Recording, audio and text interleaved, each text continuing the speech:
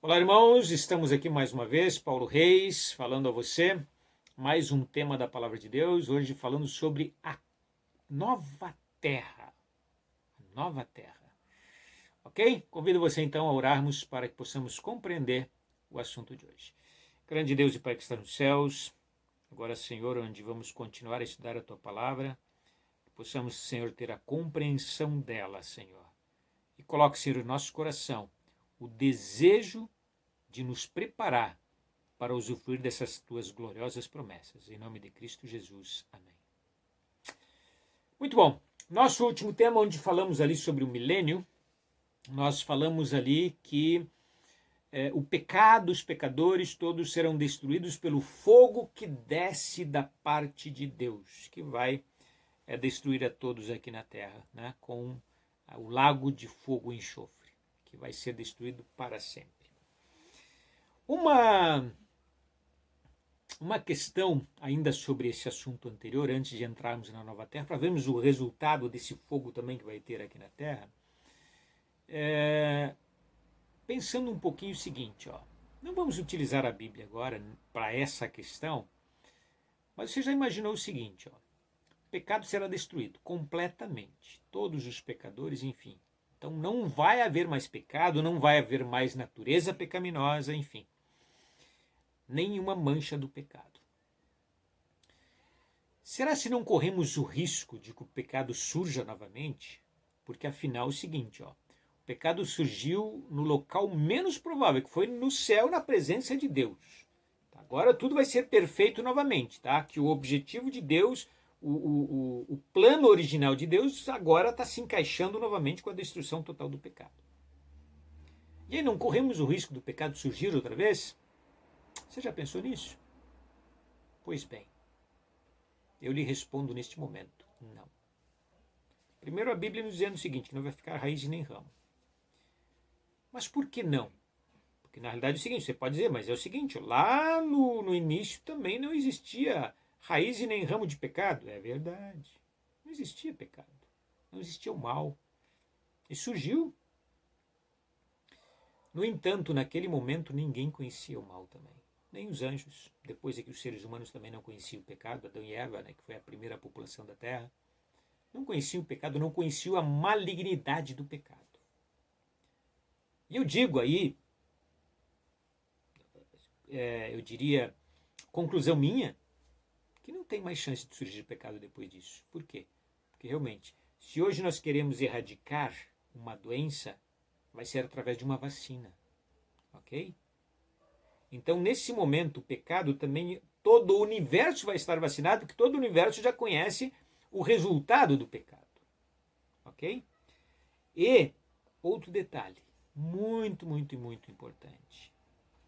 Aquele que não pecou, mas se fez pecado para perdão dos nossos pecados e para nossa salvação, aquele que vai estar eternamente ao nosso lado, estamos falando aqui de Jesus. Aquele que sofreu as consequências do pecado vai estar levando as suas marcas diante de nós.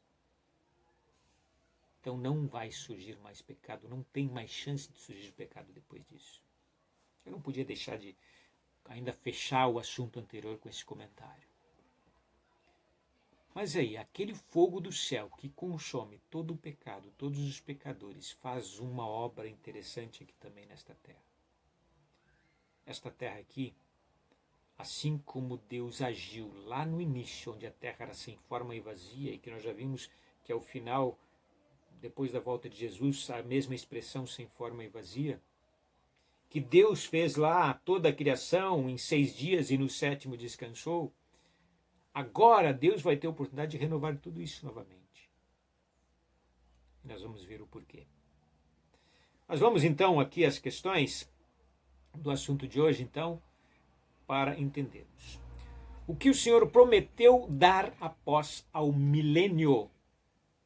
O milênio você já sabe, aquele período de 1000 anos, período entre a primeira ressurreição, que é a volta de Jesus, e a segunda ressurreição, que é quando da destruição total do pecado, que nós já sabemos agora.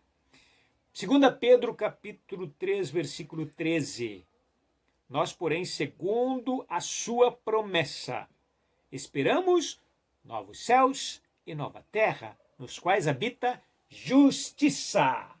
Novos céus e nova terra, nos quais habita justiça. Então, esta terra que vai ficar sem forma e vazia, que vai ser completamente destruída, ela será totalmente recriada, sem mancha de pecado, nos quais habita justiça, no mundo justo, consequentemente sem pecado. Ou seja, então, um mundo perfeito, semelhante ao que Deus preparou para Adão e Eva, será essa terra aqui após o milênio. Por quê? Porque lembram que a Nova Jerusalém, a cidade dos santos, desceu do céu para esta terra. Então ela vai, vamos dizer, aterrissar aqui nessa terra e vai ficar aqui nessa terra. Então o centro do universo será onde? Aqui nesta terra. A morada dos salvos para passar a eternidade vai ser aqui nessa terra. Porém, completamente renovada, sem pecado, sem imperfeições. Você já imaginou isso? Pois é. Por mais que você possa imaginar, você não vai chegar nem perto. Porque vai ser muito, muito melhor. Mas é o seguinte, ó. Quem é que vai ficar fora dessa maravilha? Quem vai ficar fora dessa maravilha? Apocalipse capítulo 21, versículo 8, já nos dá uma ideia. 21, versículo 8. Quanto, porém, aos covardes, aos incrédulos, aos abomináveis, aos assassinos, aos impuros, aos feiticeiros, aos idólatras e a todos os mentirosos, e aqui derrubou muita gente, a parte que lhes cabe será no lago que arde com fogo e enxofre, a saber, a segunda morte. Ou seja, para todos esses não há salvação. Aqui nos dá uma ideia de várias classes de pecadores. Covardes. Ser covarde é pecado? Sim, covarde no sentido de assumir um compromisso com Jesus. Né? Ter medo de assumir um compromisso com Jesus. Quem sabe por medo e vergonha do que os outros vão pensar. Né? Quem sabe com medo de perder seu emprego e tantas outras coisas. Incrédulos, aquele que não crê em Jesus, quem não crê não será salvo, sem dúvida nenhuma. Abomináveis, que praticam coisas horrendas, né? Assassinos, impuros. Impuros aqui vem inclusive da questão moralidade. Impuros sexualmente. Que estão agindo de maneira contrária aos ensinos de Deus quanto à sua sexualidade. Né? Feiticeiros, que vão buscar a solução não em Deus, mas em outras fontes. Idólatras, que colocam tantas outras coisas antes de Deus, quem sabe até mesmo a sua própria pessoa, quem sabe seu trabalho, seja o que for, ou até mesmo outro ídolo mesmo, né? Tá? E mentirosos. Então você tem que ser verdadeiro. E para sermos verdadeiros, temos que buscar na fonte da verdade, que é Deus e é a sua palavra que ele deixou aqui. Então, toda essa classe de pecadores que está reservado para eles é o quê? O lago que arde com fogo e enxofre, ou seja, a segunda morte, a destruição total. A menos que se arrependam e saiam desse caminho. Se você está em algum desses itens, né, dessa classe de pecadores, ou seja, se você está em qualquer situação de pecado, está condenado ao lago de fogo. A menos que você saia. Que você se arrependa e saia para poder usufruir dessas promessas que nós falamos aqui agora, inclusive dessa nova terra, onde vai habitar justiça, onde vai habitar perfeição. Apocalipse capítulo 21, verso 27. Nela jamais penetrará coisa alguma contaminada. Contaminada o quê? Com pecado. Nem o que pratica abominação e mentira, mas somente os inscritos no livro da vida do Cordeiro. Então, se você aceitou a Jesus como seu Salvador pessoal, o seu nome foi inscrito no livro de Jesus, no livro da vida, fulano de tal está salvo. E permanecer no caminho da salvação, o seu nome vai permanecer inscrito no livro da vida do Cordeiro. como salvo, como herdeiro da cidade santa, como herdeiro da terra renovada. Permanecer no caminho, sem se afastar. Se você se afastar, logicamente seu nome será apagado, ou seja, vai também então estar naquela listagem da segunda morte, do lago de fogo. Eu espero que você tome a decisão correta. Que o seu nome continue escrito no livro da vida. E se ainda não está, busque perdão, busque a Deus para que o seu nome seja escrito. Para que Ele escreva lá. Porque afinal, Ele derramou o seu sangue, deu a sua vida, foi para que eu e você pudéssemos ser salvos. Então quem ficará fora da cidade e quem entrará nela? Vamos à Bíblia novamente, 2 Coríntios capítulo 6, versos 9 e 10. Como desconhecidos, entretanto bem conhecidos, como se estivéssemos morrendo e contudo, eis que vivemos como castigados, porém não mortos.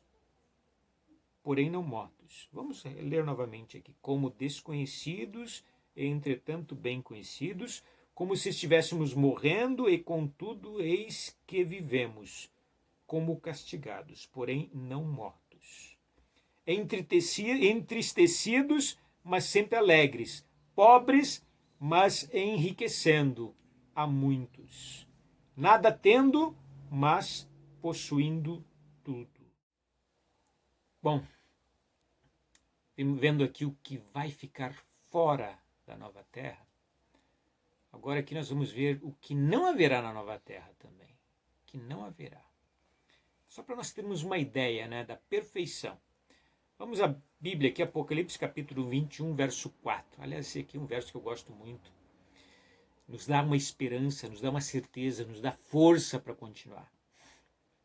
Aqui nos fala o seguinte, ó. Ele as enxugará dos olhos toda lágrima.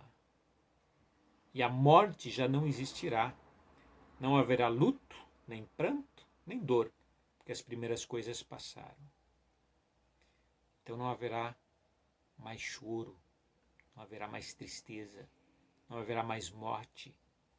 Consequentemente, não haverá mais luto. Não vai ter mais choro, não vai ter mais motivo para isso. Porque as primeiras coisas passaram. Aqueles momentos de sofrimento, aquela vida de sofrimento já passou. Porque agora nós vamos ver uma vida onde vai habitar justiça, onde vai haver perfeição, onde não vai haver pecado. Então as consequências do pecado não terão mais, então. Na nova terra nós não vamos conhecer isso. Elas não existirão ali. Certo? Vai ser um ambiente perfeito, onde nós poderemos então vivermos felizes e agora sim eternamente. Você já ouviu essa expressão, felizes eternamente? Pois bem, felizes para sempre. Esse é o objetivo de Deus para mim e para você. Temos que nos preparar para isso, certo? Temos que buscar isso, temos que querer isso. Você quer? Você está buscando? Você está se preparando? Pois é. Estão falando da minha e da sua salvação. Tá? E a sua salvação depende de você, não esqueça disso. Certo? Isaías capítulo 35, versos 5 e 6.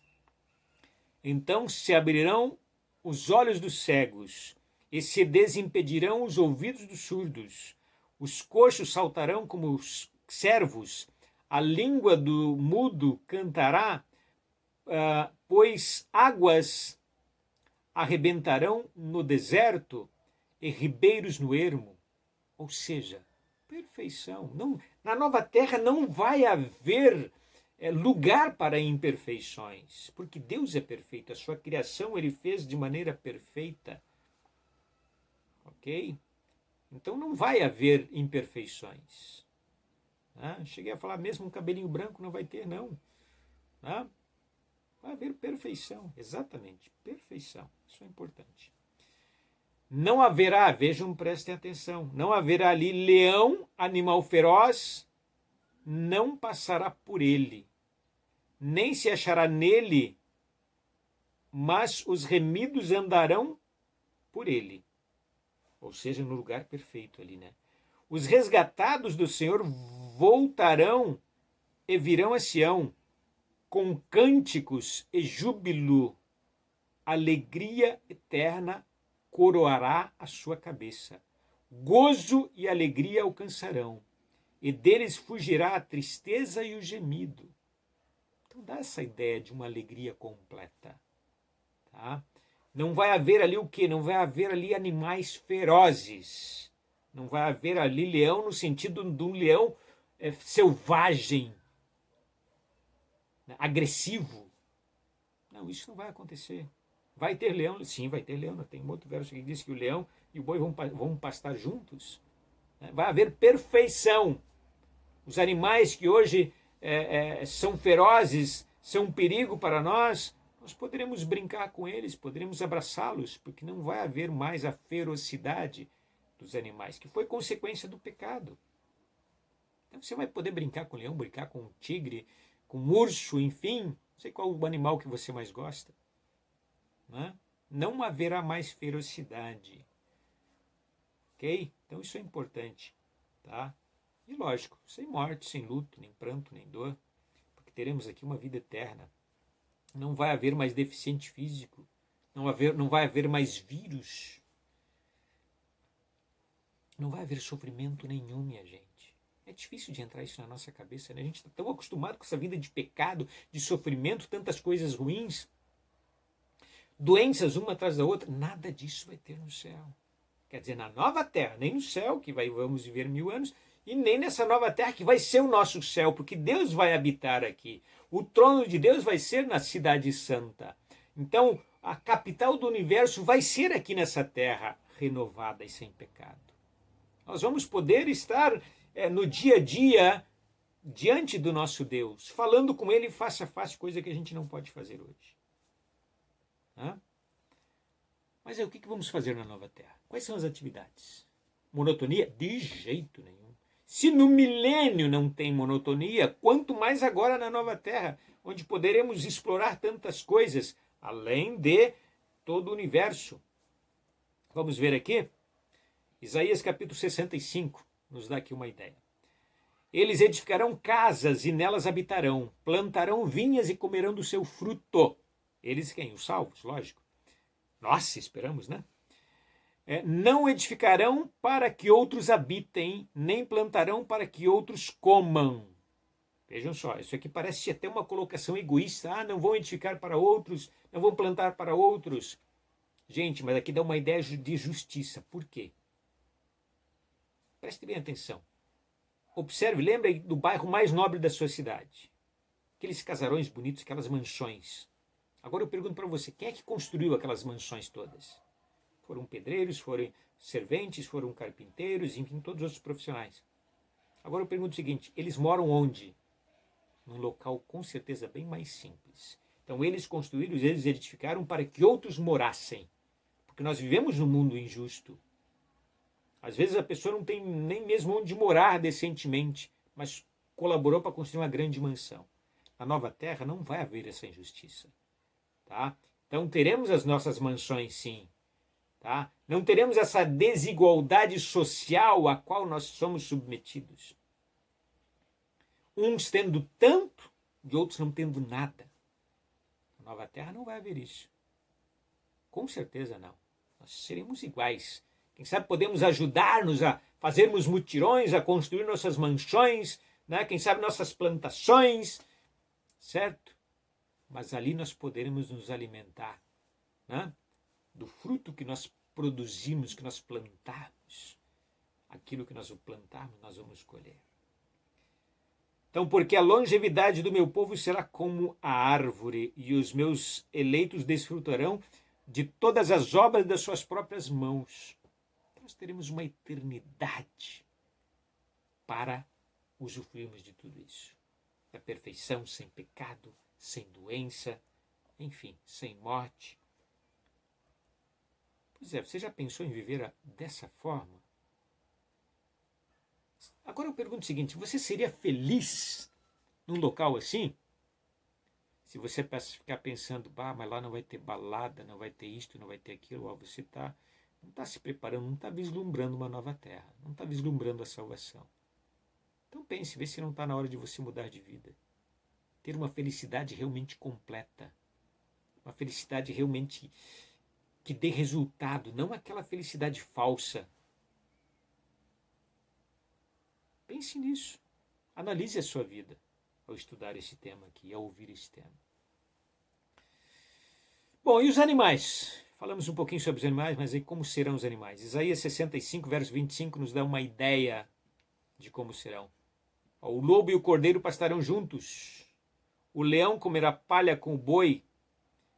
Pó será a comida da serpente. Não se fará mal nem dano algum em todo o meu santo monte, diz o Senhor. Então, como já falamos, animais não serão nocivos, não serão agressivos. Por quê? Porque não vai ter mais pecado. Porque tudo isso, realmente já falamos, é consequência do pecado, que alterou a natureza dos animais também. Tanto animais que nos trazem risco para a nossa própria vida hoje. Não vai haver mais isso, sem dúvida nenhuma. Haverão animais, sim. Só um detalhe que a Bíblia não esclarece, né? Porque nós falamos aqui que vai haver a ressurreição dos salvos e depois dos perdidos para a destruição. A Bíblia não fala em ressurreição dos animais. Não sei se o seu animalzinho que morreu vai ser ressuscitado. Eu sei que haverão animais, sim. Né? Se ele vai criar tudo de novo. Mas é importante que, seja como for, vai ser perfeito. Ok? Perfeito, porque não vai mais existir pecado. Interessante. Você costuma ir à sua igreja, você costuma adorar a Deus, você costuma louvar ao seu Deus.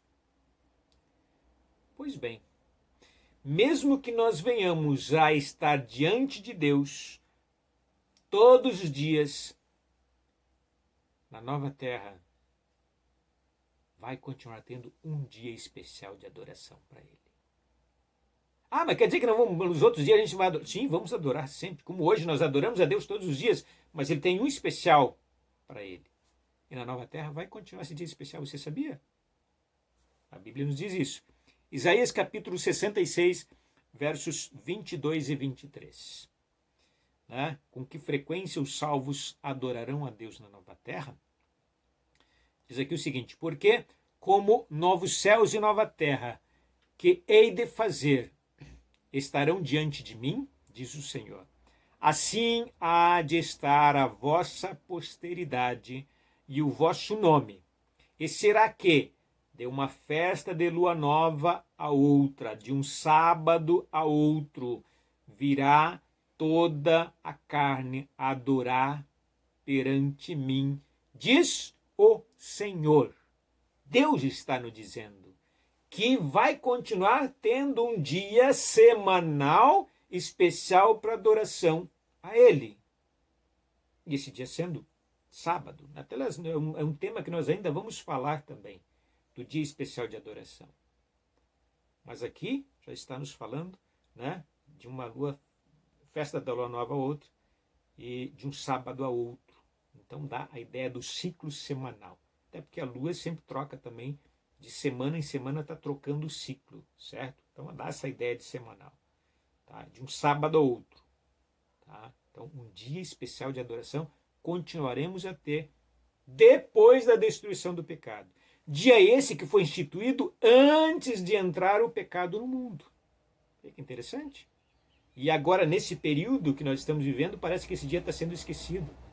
Tá? Mas vejam só, existia antes do pecado e vai continuar existindo depois do pecado. Ok? Isso nos diz alguma coisa importante. Tá? Que Deus se importa conosco. Bom, Cidade Santa, nova terra, para quem Deus preparou? Para quem Deus preparou tudo isso? Será que foi para mim e para você? Será? Vamos ver? 1 Coríntios capítulo 2, versículo 9. Mas, como está escrito, olha que verso interessante. Nem olhos viram, nem ouvidos ouviram, nem jamais penetrou em coração humano o que Deus tem preparado. Para quem?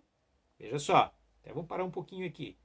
Como falamos, por mais especial, mais espetacular que você imagine, não vai chegar nem perto daquilo que Deus tem preparado. Para quem?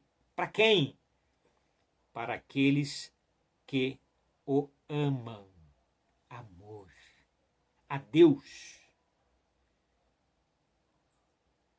E aí o seguinte, até quanto você ama verdadeiramente a Deus? Eu já ouvi pessoas dizer o seguinte, ó, importante é o amor. Realmente o amor é indispensável. O amor a Deus e, consequentemente, teremos o amor ao nosso semelhante. Mas, infelizmente, eu fico triste quando ouço dizer o seguinte, que importa é o amor. E aí não precisamos guardar lei, coisa nenhuma. Pois é. Esse é outro assunto, mas vejam bem o seguinte. Qual é a marca? O que caracteriza aqueles que amam realmente a Deus, aqueles que amam Jesus? E aí nós vamos ver se importa a questão de lei ou não lei. Então tudo isso, essa coisa bela, essa coisa perfeita, sem pecado, é preparado para aqueles que amam a Deus.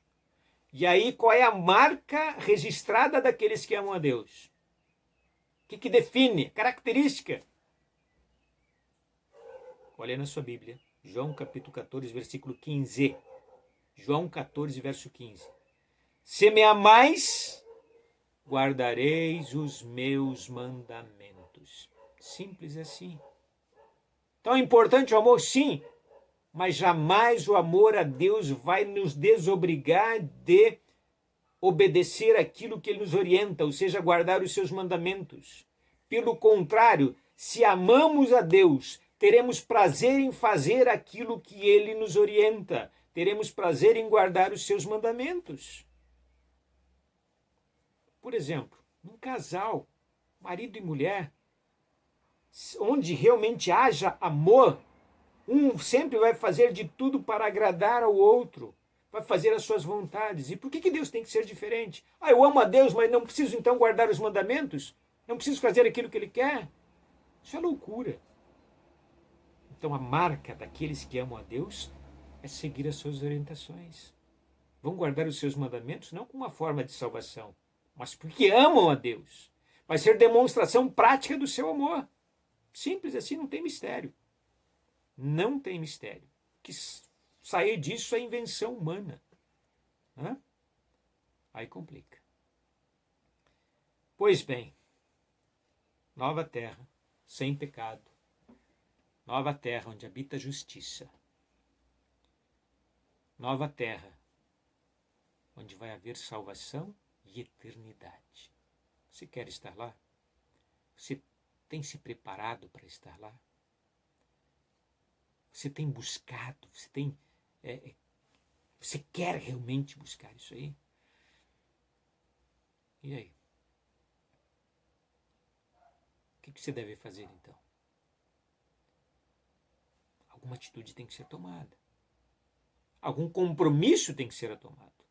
Então sempre nós temos que ter compromisso sim com Jesus. Como já falei em algumas ocasiões aqui, não podemos ter um cristianismo descompromissado. Porque aí vamos estar abrindo mão da salvação.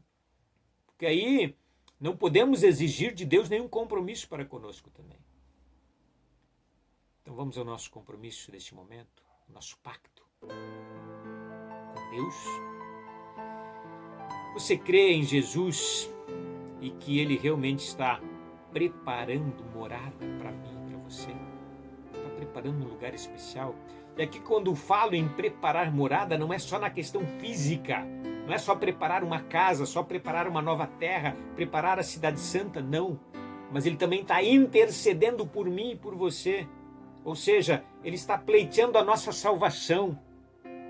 Então você crê e aceita esse Jesus que está trabalhando para a nossa salvação, para a minha e para a tua salvação? Que aliás é a única maneira, é o único método de salvação é através de Jesus. Você quer Ele na tua vida? Você deseja amá-lo de todo o seu coração? E aqui fica o seguinte. Nós vivemos num conflito interno muito grande. E aí se você tem dificuldade para amar a Deus, se você tem dificuldade para fazer a sua vontade, se você tem dificuldade para seguir as suas orientações, aí que está o grande, maravilhoso amor de Deus para conosco. Coloque diante dele essa dificuldade que ele vai te ajudar. O Espírito Santo vai te fortalecer para isso, vai te guiar a uma verdade, vai te levar ao perdão, vai te levar a Jesus, vai fazer as mudanças necessárias. E que beleza! Você quer isso na tua vida? Você quer ter a marca daqueles que realmente amam a Jesus, que é justamente guardar os mandamentos e seguir as orientações de Deus? Justamente uma demonstração do amor para com Ele, a prática do amor para com Ele. Você quer isso? Você quer assumir esse compromisso com Jesus? Que Deus te abençoe, que realmente isso possa ser uma realidade na tua vida. Grande Deus e Pai que está nos céus, fortaleça, Senhor, a cada pessoa que está nos assistindo aqui. Tu conhece, Senhor, a dificuldade individualmente de cada um. Conhece, Senhor, o coração de cada um. Concede, Senhor, o Teu Santo Espírito a cada dia, para que haja arrependimento, para que haja vontade, para que haja poder para seguir em frente, buscar, Senhor, se preparar, buscar, Senhor, buscar em Ti o cumprimento de todas essas promessas, buscar em Ti, Senhor, o perdão, buscar em Ti a salvação. Em nome de Cristo Jesus, o nosso Salvador. Amém. Até o nosso próximo dia.